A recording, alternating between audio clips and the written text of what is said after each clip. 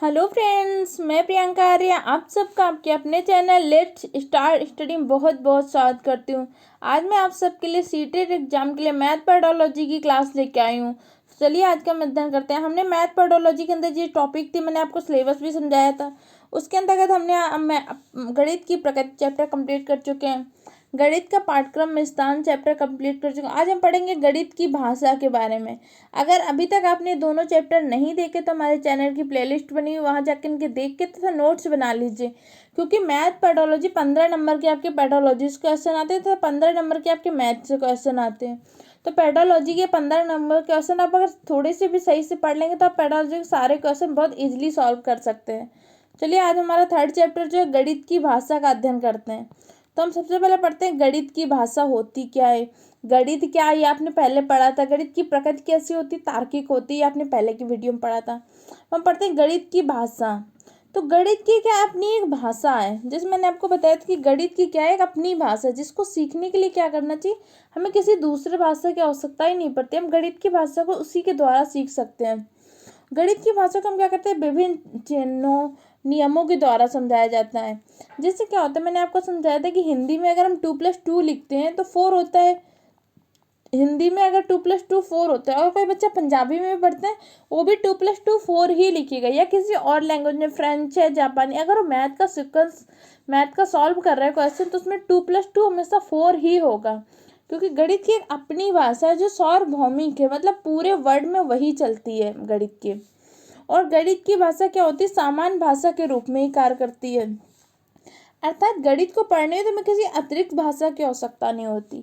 जैसे क्या होता है, आपको संस्कृत के किसी वेद को पढ़ना है, उपनिषद पुराण ये सब आप जानते हैं संस्कृत भाषा में लिखे। अगर आपको इसको पढ़ना है तो क्या करना होगा, आपको पहले संस्कृत का भी नॉलेज लेना होगा।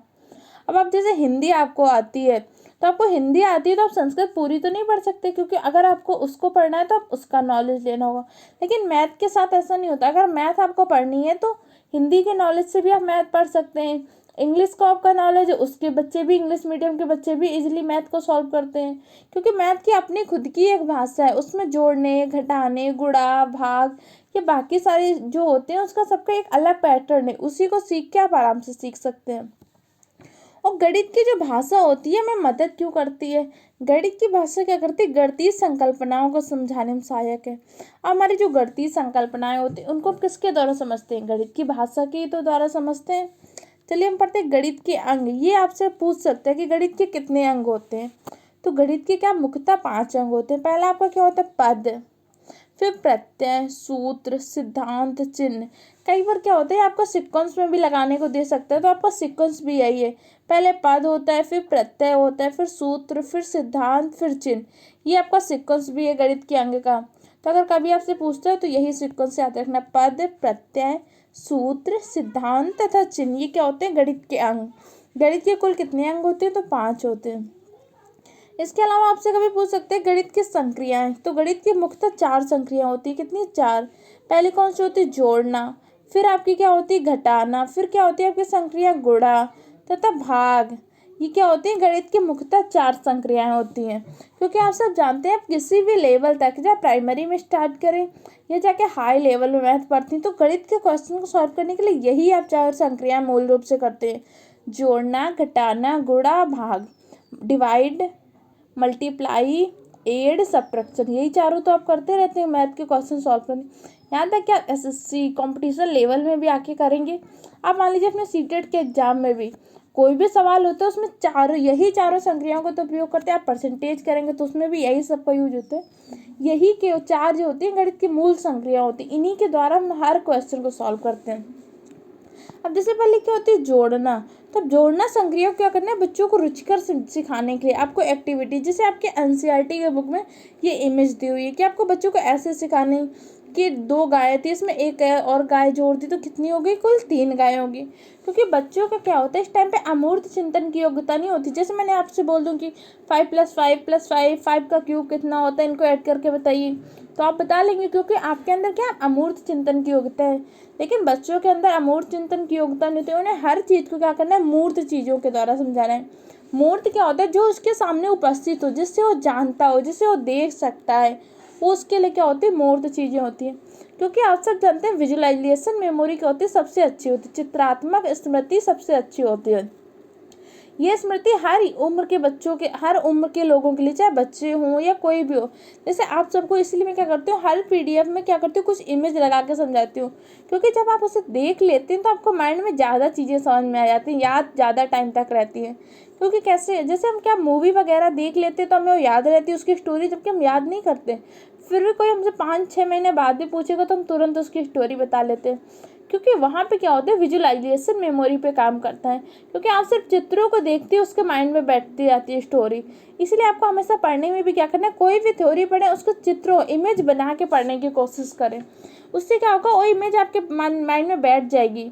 कई बार आपको लगेगा कि हम भूल रहे हैं, लेकिन क्या होगा, जब एग्जाम टाइम आएगा वैसे ऑप्शन होंगे तो आपको तुरंत तो याद आ जाए कि मैंने इसको ऐसे इमेज बना के पढ़ा था। इस तरह देखिए, आपकी एनसीईआरटी में भी इस तरह से विजुअलाइजेशन मेमोरी को ही महत्व देते हैं। उन्होंने क्या करते हैं, बच्चों को सिखाने के लिए प्राथमिक स्तर में तो विजुअलाइजेशन मेमोरी बहुत ही हेल्पफुल होती है। जैसे यहाँ पे दिखा है कि 3 बच्चे खेल रहे हैं, 2 बच्चे और खेल रहे हैं, तो कुल कितने हुए। ऐसा आप बच्चों को एक्टिविटी करके भी सिखा सकते हो कि बेटा आप 3 लोग हो, फिर 2 लोगों को और जोड़ दो, बेटा आप कितने हुए, एक दूसरे को काउंट करो। तो ऐसे उन्हें आसानी से सिखा सकते हो। अगली गणित की संक्रिया क्या होती है, घटाना। बच्चों को सिखाना है, जोड़ने का मतलब होता है कुछ और मिला देना, घटाने का मतलब क्या होता है, कुछ कम कर देना। काम कैसे करेंगे, कुछ निकाल दें। जैसे आप बच्चों को क्या कर सकते हो, उनके स्टेशनरी का ही सामान होता है, पेंसिल, इरेजर, उसमें कुछ कम करके हटाइए कि बेटा आप कितना हुआ, फिर उसमें कुछ मिला दीजिए, बेटा आप कितना हुआ। ऐसे बच्चे आसानी से सीख जाएंगे।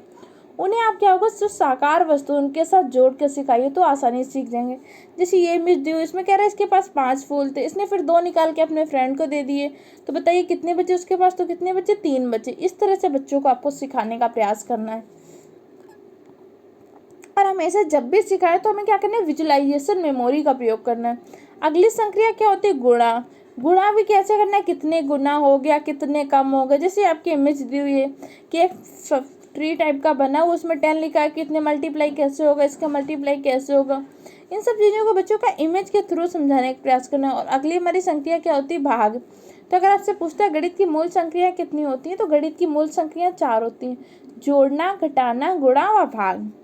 हम पढ़ते हैं कक्षा कक्ष में गणित की भाषा का विकास कैसे करना है। क्योंकि आप जब एक भाषा अध्यापक है तो कक्षा कक्ष में आपको गणित की भाषा का विकास कैसे करना है। एक हमेशा बात को याद रखना कि कक्षा कक्ष में जाके गणित, कोई भी आप भाषा अध्यापक या किसी भी विषय के अध्यापक हो, आपके अंदर क्या होना चाहिए, ऐसी योग्यता होनी चाहिए कि आप बच्चे को हर परिस्थिति में पढ़ा सकें। क्योंकि टीचर के सामने क्या होते है, कोई भी बाधा नहीं होती, उसके सामने सिर्फ चुनौती आ सकती है लेकिन कोई बाधा नहीं होती। अब मान लीजिए मैथ की क्लास में गए, अब उस दिन बच्चे क्या हुए, नोटबुक नहीं लाए, अपनी बुक नहीं लाए, लेकिन फिर भी उस टाइम में भी आपको पढ़ाना है। क्योंकि उस टाइम में सीटेट एग्जाम या किसी भी एग्जाम में क्या होता है, बच्चे को कभी दोष नहीं देना है। आपको किसी भी परिस्थिति में आपको अपना कार्य करना है। जैसे अगर बच्चे नोटबुक नहीं लाए, बुक नहीं लाए, तो उन्हें एक्टिविटी करके पढ़ा सकते हैं। उन्हें आपके चार्ट बने टंगे होंगे, उसमें कुछ काउंट करके सिखाइए। कुछ नहीं तो वहाँ पे पेड़ पौधे, उनसे काउंट करके उन्हें सिखाने का प्रयास करिए। आपको हर हाल में सिखाना है। और मान लीजिए पेड़ पौधे भी नहीं है तो बच्चों ने ड्रेस पहनी होगी, आप उनसे सिखा सकते हैं, बेटा आपने टाई कितनी पहनी, तो बच्चे बोलेगा 1 पहनी है। फिर आप पूछेंगे कि बेटा जूते आपने कितने पहने, तो बताएगा 2 बनाएगा, तो आप कह सकते हैं बेटा 2 को 1 जोड़ी भी कहते हैं। इस तरह से आपके हाथ में उंगलियां कितनी हैं, मतलब कोई भी ऐसी परिस्थिति आया, टीचर को क्या करना है, उन सबको संसाधन के रूप में प्रयोग करना है। इस पॉइंट को आप हमेशा की पॉइंट के रूप में भी याद रखना कि सीटेट में जब भी आप पेडोलॉजी क्वेश्चन सॉल्व करना, तो आपको ध्यान रखना है कोई कैसी भी परिस्थिति आए, टीचर को उस हाल में भी उसको संसाधन के रूप में प्रयोग करके कक्षा कार्य में शिक्षण कार्य को करना है। कि अगर मान लो पाठ्य पुस्तक नहीं है, किताबें नहीं है, नोटबुक नहीं है, लेकिन फिर भी आपको और अलग अलग माध्यमों का, अपनी शिक्षण विधियों का, अपनी शिक्षण पद्धतियों का प्रयोग करके बच्चों को पढ़ाना है।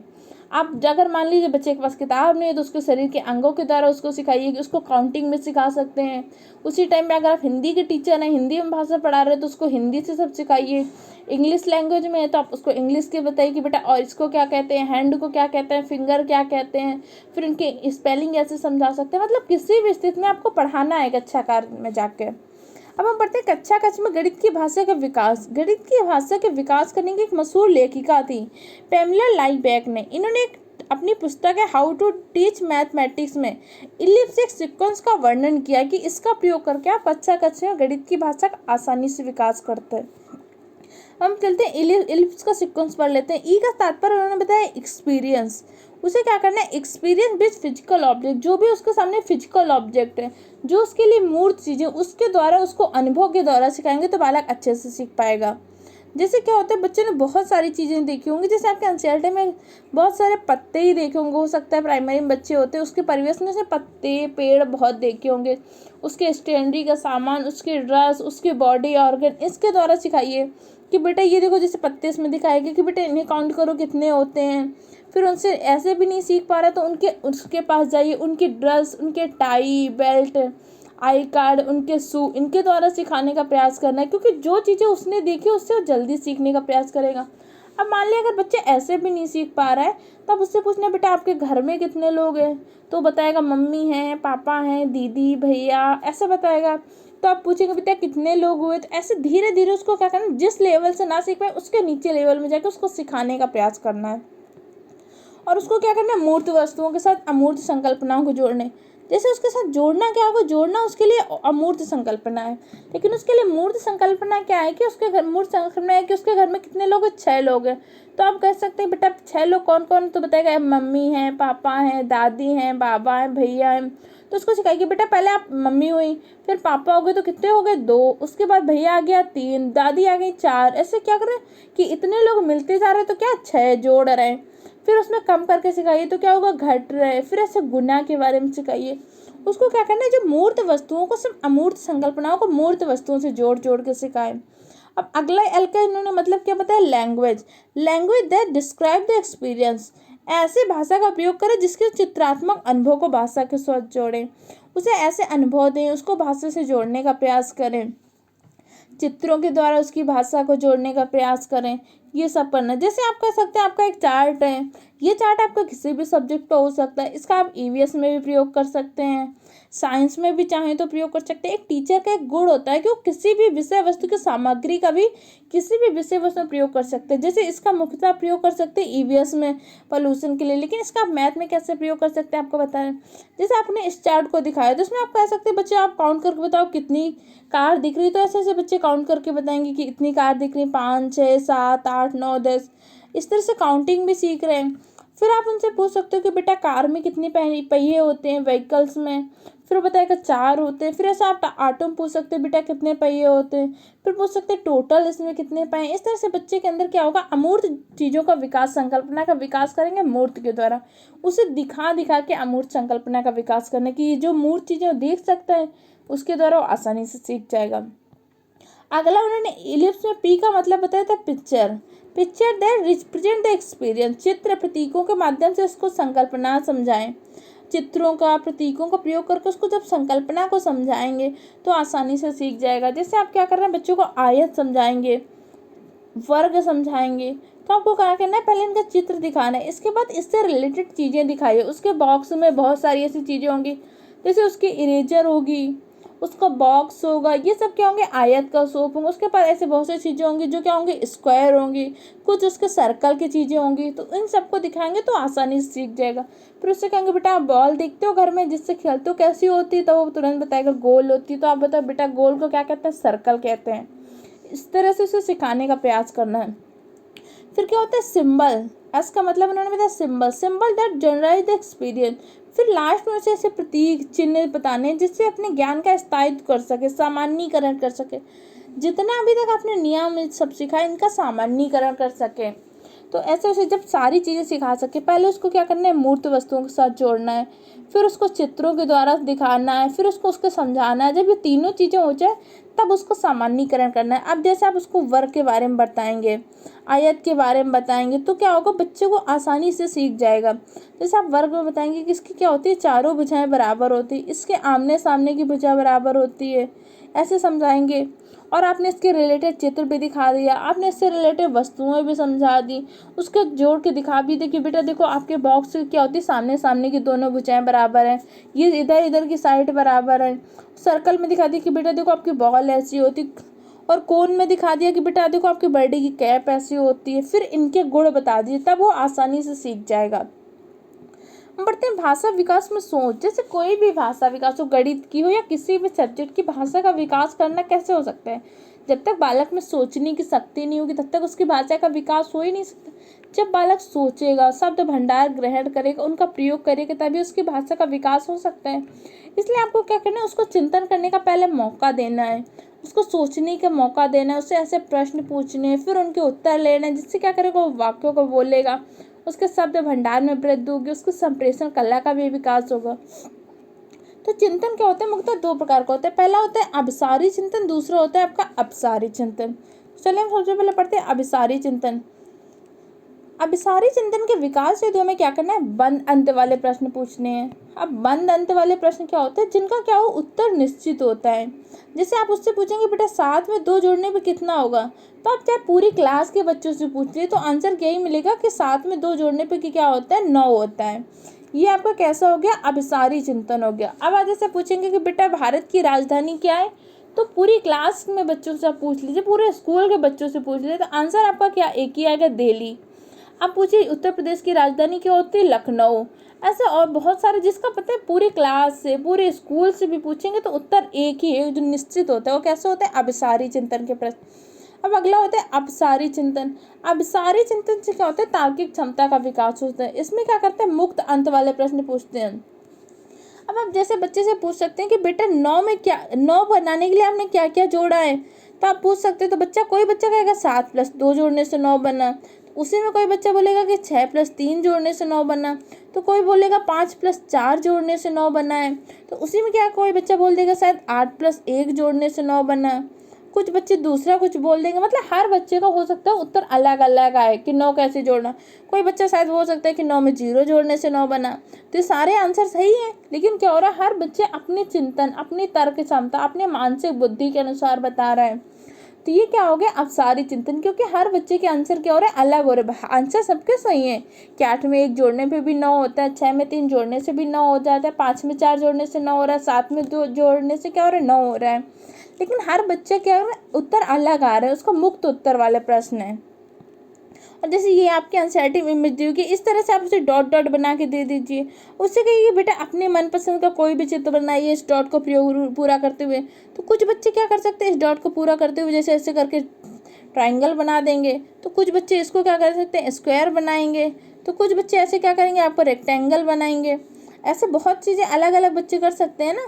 कुछ बच्चे कुछ और बनाने का प्रयास करेंगे। तो ये क्या होता है, अभिसारी चिंतन का विकास हो रहा है। हर बच्चा अलग अलग बना रहा है। जैसे आपको दिखाया गया, कुछ बच्चे ऐसे बनाएंगे, कुछ ये बनाएंगे। मतलब हर बच्चा अलग अलग बना रहा है और उसका सबका सही भी है, क्योंकि आपने बोला कोई भी चित्र बना सकते हैं इन्हीं डॉट का प्रयोग करते हुए। तो इससे क्या हो रहा है, उसके अंदर तर्क क्षमता का विकास हो रहा है। जैसे आप उन्हें चार्ट पेपर दे दीजिए कि बेटा अपने पसंद की कोई भी आकृति बनाइए। तो देखिए इसमें दिखाया गया आपके एनसीईआरटी में कि बच्चे अलग अलग आकृतियाँ बना रहे हैं। तो ये सब क्या, उसके अंदर तर्क क्षमता, अपनी मानसिक क्षमता, योग्यता, सृजनात्मकता, इन सब का विकास करते हुए तो ये सब कर रहे हैं। और इन प्रश्नों का उत्तर क्या होता है, निश्चित नहीं होता। जैसे मैंने अभी बताया कि आप जिस 9 के लिए कह सकते हो, तो 7 + 2 भी 9 बताएगा, 6 + 3 भी 9 बताएगा, 5 + 4 भी 9 बताएगा। उत्तर निश्चित नहीं होता, हर व्यक्ति का उत्तर अलग हो सकता है। हम पढ़ते हैं गणितीय भाषा का ज्ञान अर्जन में उपयोग क्या होता है। जैसे कोई भी भाषा होती है उसके द्वारा हम क्या करते हैं, ज्ञान का अर्जन करते हैं। तो आपसे पूछ सकते हैं कि गणितीय भाषा के कैसे ज्ञान का अर्जन कर सकते हैं। तो गणितीय भाषा की प्रकृति अगर आपसे पूछते हैं, तो गणितीय भाषा की प्रकृति कैसी, तार्किक होती है तथा ये क्या होती है, अन्य विषयों की अपेक्षा अधिक सुदृढ़ तथा स्पष्ट होती है, यथार्थवाद भी होती है और तार्किक भी होती है। जैसे क्या होता है, बच्चे जैसे पूछा आपने 7 + 2 कितना हुआ, 9 हुआ। अगर किसी बच्चे को नहीं समझ में आ रहा है कि 7 + 2 क्या हुआ, 9 हुआ, तो आप उसे कैसे समझा सकते हैं कि 7 + 2 9 हुआ। आप उसके सामने दिखा दीजिए 7 चित्र ऐसे ऐसे अलग अलग डाइन, या उसके स्टेंसिल का कोई सामान दिखा सकते हैं कि बेटा ये देखो ऐसे 7 + 9 हो गया। इस तरह से तार्किक कैसे होता है, जैसे आपके एनसीईआरटी में ये मिलती हुई है कि प्रभा अपने पड़ोस के गांव से मैं नानी के यहाँ जा रही थी। वह अपने साथ 15 किलोग्राम गन्ना, 7 किलोग्राम सेब, 8 किलोग्राम टमाटर ले जाना चाहती थी। उसे एक नदी पार करना, वह नदी में क्या नाव में 25 किलोग्राम तक ही बाहर ले जा सकती है। क्या सारा सामान ले सकते हैं। इस तरह से किसका जोड़ का सवाल है। और इससे लेकिन क्या हो रहा है, जब वो पूरी थ्योरी पढ़ रही तो उसमें तार्किक क्षमता का भी विकास आ रहा है। वो पहले से क्वेश्चन को जोड़ने का प्रयास करेंगे बच्चे, फिर उसमें 25 किलोग्राम से कम है कि ज़्यादा ये सोचेंगे, अगर कम है तो कहेंगे कि ले जा सकती है, ज़्यादा है तो बताएंगे नहीं ले जा सकती। इस तरह से क्या होगा, उनके अंदर तर्क क्षमता का विकास होगा। आपको उनके अंदर तर्क क्षमता का विकास करने के लिए ऐसे प्रश्न पूछने हैं। और गणित का क्या होता है, दैनिक जीवन से घनिष्ठ संबंध है, इस कारण गणित का व्यवहारिक रूप से प्रयोग करना सुगम है। जैसे हम क्या करते हैं डेली की लाइफ में, देख लीजिए हम सुबह से लेकर रात तक क्या होता है गणित का प्रयोग करते रहते हैं। सुबह हम जगते हैं तो हम ये भी डिसाइड करते हैं जैसे हमें 5 बजे जगना है, 6 बजे जगना है, तो ये भी क्या गणित के द्वारा ही तो है कि हमें 6 पता है। हम कुछ सामान खरीदने जाते हैं, वहाँ पे भी गणित का प्रयोग करते हैं, घर के बजट बनाते हैं, हिसाब किताब, उसमें सब में गणित का ही तो प्रयोग करते हैं।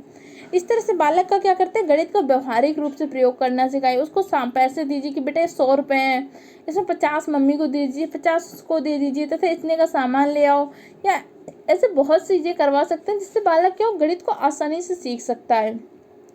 और गणित की अपनी एक भाषा है, ये आपसे पूछ सकते हैं कि गणित की अपनी एक भाषा है कि गणित को मातृभाषा के द्वारा सीखते हैं कि गणित को लक्ष्य भाषा के रूप में सीखते हैं। तो गणित की क्या एक अपनी भाषा है। गणित के प्रत्यय, सिद्धांत, सूत्र, संकेतों को सम्मिलित किया जाता है किसमें, गणित की भाषा में। और क्या किसी विषय का ज्ञान तभी उपयोगी हो सकता है जब व्यक्ति ज्ञान का आवश्यकता अनुसार उचित रूप से प्रयोग करे। आगे के देखो ज्ञान का क्या होता है, उपयोगी तभी होगा जब व्यक्ति आवश्यकता अनुसार अच्छे रूप में प्रयोग करे। ज्ञान तो हर भाषा को सीखने से, लेकिन उपयोगी तभी है जब व्यक्ति उसको सही से प्रयोग करना सीख जाए। बढ़ते गणितीय भाषा के गुण, ये आपसे एक बार पूछा भी जा चुका है। गणित की भाषा कैसी है, सार्वभौमिक। सार्वभौमिक क्या होती है, पूरे विश्व में एक है। जैसे मैंने अभी आपको बताया था कि 4 + 3 जोड़ने से कितना हुआ, 7 हुआ। तो पूरे वर्ल्ड में ये सिक्का हर जगह सही ही माना जाए, क्योंकि गणित की भाषा क्या होती है, सार्वभौमिक होती है। अब हम पढ़ते हैं गणित की भाषा में यथार्थता का गुण पाया। यथार्थ का मतलब क्या होता है, सत्य, वास्तविकता। तो अब जो बच्चा अगर नहीं समझ रहा है तो उसको आप दिखा सकते हो कि 7 में 2 जोड़ा कैसे ना हो गया, काउंट करके दिखा सकते हो। गणित की भाषा से तार्किक क्षमता का भी विकास होता है, क्योंकि गणित की प्रकृति कैसी तार्किक है। इसके द्वारा बालक में तर्क करने की योग्यता आती है। जैसे आप अपने ऊपर देखा इस टाइप से क्वेश्चन देते हैं कि इतने ज़्यादा इतने कम, तो उसमें क्या होता है तर्क करने की क्षमता का विकास होता है। चलिए इस टॉपिक का हम शॉर्ट रिवीजन कर लेंगे। शॉर्ट रिवीजन में आपको जो समझा रहे हैं हमेशा की पॉइंट के रूप में याद रखना। जब भी आप पेडालॉजी क्वेश्चन सॉल्व करें, इस शॉर्ट रिवीजन के पॉइंटों को माइंड में रख के सॉल्व करना, आपके सारे क्वेश्चन बहुत इजीली सॉल्व हो जाएंगे। गणित के शिक्षण में शिक्षक को क्या करना है, एक सुगमता की भूमिका निभाना है। सिर्फ गणित के शिक्षण कार्य में नहीं, आपको हर कंडीशन में एक शिक्षक को क्या करना है, टीचर के बजाय आपको मेंटर बनना है। मेंटर बन के उनको क्या करना है, सुगमकर्ता की भूमिका निभाना है। उसको सीखने में सिर्फ मदद करनी है। पहले क्या माना जाता है कि बच्चे खाली टोकरी है और टीचर को क्या करना है, उसमें ज्ञान को भर देना है। लेकिन अब क्या हो जाता है, बच्चे के अंदर ज्ञान की क्षमता, ज्ञान का विकास करने की योग्यता खुद होती है। सिर्फ आपको उसको ऐसा माहौल, ऐसे अनुकूल वातावरण उपलब्ध कराएं जहाँ बालक क्या करे, आसानी से सीख सकता है। जैसे यहाँ पे क्या कर रहे हैं बच्चे, कुछ एक्टिविटी कर रहे हैं, आपको ऐसे एक्टिविटी करने को उन्हें मौका दें। सिर्फ आप उन्हें क्या करते हैं, गाइड करते हैं, तो बच्चे आसानी से सीख सकते हैं। और गणित के द्वारा क्या होगा, तार्किक चिंतन का विकास किया जाता है। जैसे अभी ऊपर बताया कि इस तरह से क्वेश्चन जब पूछोगे तो उसके अंदर तार्किक चिंतन का विकास होगा। आप पूछोगे बेटा 50 किलो में अगर हम 20 किलो जोड़ रहे हैं तो कितना होगा, तो कहेगा 70 किलो। तो आप पूछ सकते हो कि ये बेटा 100 किलो से कम है कि ज़्यादा है। इससे उसका तर्क क्षमता का भी विकास होगा। और प्रत्यक्षीकरण द्वारा हमें सिखाने का प्रयास करना है। जब भी आपको ऐसे कोई ऑप्शन मिले मैथ पेडागोजी क्वेश्चन सॉल्व करें, तो आपको क्या करना है, जो 4 ऑप्शन हो उनको क्या करना है, एक एक्टिविटी मानना कि अगर हम ये एक्टिविटी कराएंगे तो ज़्यादा अच्छे से सिखा पाएंगे, कि ऐसी एक्टिविटी करा के ज़्यादा अच्छे से सिखा पाएंगे। जब इस तरह से मान के आप करेंगे तो आप आसानी सॉल्व कर लेंगे। और उस टाइम पे जब आप क्वेश्चन सॉल्व करें तो आप खुद को एक टीचर समझ के क्वेश्चन सॉल्व करें कि हम टीचर होते हैं और हमारी क्लास में ऐसे कुछ होते हैं, तो हम कैसे सॉल्व करते हैं। क्योंकि कई और आपको याद रखने कि जो बच्चों का पढ़ा रहे हो प्राथमिक स्तर के स्कूल के बच्चे, आप कंपटीशन लेवल के अपना नहीं सोच सकते कि मैं सीटेट का बच्चा हूँ मेरा ये रहेगा। आप उस वक्त होते तो आप कैसे करते। जब इन दोनों पॉइंटों को ध्यान में रखेंगे कि अगर आप बच्चे होते तो आप क्या करते, आपने ऐसे बचपना में क्या किया होगा ऐसी कंडीशन में, तथा अगर अब आपकी क्लास में ऐसी कंडीशन है कि तो आप क्या करेंगे। इन दोनों चीज़ों को ध्यान रख के आप सीटेट के क्वेश्चन बहुत ईजिली सॉल्व कर सकते हैं। और साकार वस्तु के साथ उसके अनुभव जोड़ने, उसको क्या करना है, मूर्त वस्तुओं के द्वारा चीज़ों को सिखाने का प्रयास करना है। उसको घड़ी है, उसके स्टेशनरी का सामान है, जो भी उसके पास चीज़ें उन्हीं सब से दिखा दिखा के उसके पास जो भी संसाधन है उसको संसाधन के रूप में प्रयोग करना है। उसके पेन बॉक्स को, उसके पेंसिल बॉक्स को, इरेजर को, उसके बैग को, उसके बुक्स को, इन सबको संसाधन के रूप में प्रयोग करके उसको सिखाने का प्रयास करना है। गणित क्लब, गणित मेला आदि का आयोजन करें, जिससे बालक की क्या होती है, शिक्षण के प्रति रुचि जागृत हो। जैसे इस तरह से कर सकते हैं कि बच्चों को पिक्चर दिखाइए, चार्ट दिखाइए, उससे पूछ सकते हैं बेटा कितने प्लांट्स हैं या यहाँ पे कितने मैंगो लगे हुए हैं। इस तरह से आप पोस्टर दिखाइए, बच्चे सीखने का प्रयास करेंगे। एक्टिविटी में बच्चे इनसे इंटरेस्ट भी आएगा। और अगला क्या होता है, गणित की भाषा के प्रकृति अन्य विषयों के अपेक्षा सुदृढ़ है, इस बात को ध्यान रखना, आपसे पूछ सकता है। और गणित की प्रकृति कैसी अगर पूछते हैं तो कैसी, तार्किक है। और अपसारी चिंतन से क्या होता है, बालक में तर्क करने की क्षमता का विकास होता है। जैसे मैंने आपको बताया था अपसारी चिंतन क्या होता है, आप पूछ सकते हैं कि बेटा 12 आपका कैसे बना, तो कुछ बच्चे क्या बताएंगे 12 10 + 2 12 बना। कुछ बोलेंगे कि 8 + 4 से 12 बना। कुछ बोलेंगे कि 9 + 3 से 12 बना। कुछ बोलेंगे 11 + 1 से 12 बना। ऐसे बताएंगे ना, अलग अलग बच्चे अलग अलग चीज़ें बताएंगे। ये क्या होता है, उनकी तर्क क्षमता का विकास होता है। चलिए, इस तरह से आज हमने अपना ये टॉपिक कंप्लीट किया। इस टॉपिक को आप देख के, वीडियो देख के इसके नोट्स बना लीजिए तथा रिवीजन करते रहिए, तथा इससे जो भी इस टॉपिक से प्रीवियस ईयर में आपके क्वेश्चन आए उनको सॉल्व करने की कोशिश करिए। और अगर ये वीडियो आपको हेल्पफुल लगी तो हमारे चैनल को सब्सक्राइब करें तथा वीडियो को लाइक करें तथा अपने दूसरे फ्रेंड के साथ भी शेयर करें। ठीक है, इसी तरह से हमारे चैनल में सीटेट एग्जाम के लिए सीडीपी की भी क्लासेस चल रही। हिंदी पेडोलॉजी क्लासें आपको पता है कंप्लीट हो चुकी है, आप सबने देख लिया होगा। अगर नहीं देखा तो उन सबको देख के नोट्स बना लीजिए।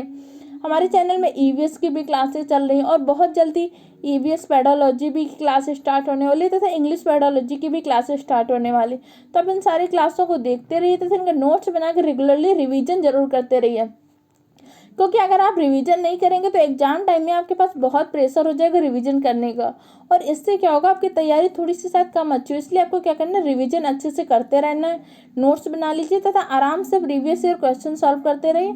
ओके फ्रेंड, और रेगुलरली वीडियो देखते रहें और रिवीजन करते रहें। Okay friend, thank you for the watching the video.